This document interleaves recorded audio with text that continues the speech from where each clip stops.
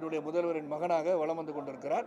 so அவருக்கு குறை நிறைய பற்றி நீ சொல்கிறதுக்கு என்ன செஞ்சுருக்கான்னு சொன்னால் அதுக்கு பற்றி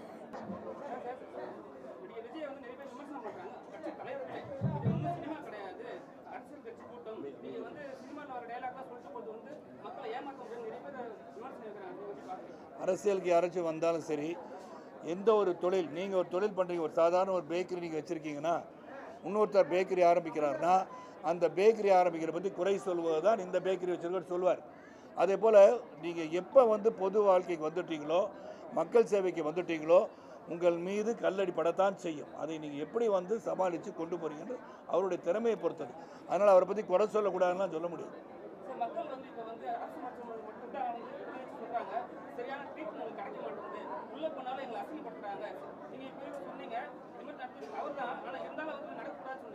ஆனா இது வரைக்கும் நிறைய மக்கள் வந்து அதுல அடிபட்டு குறைபட்டும்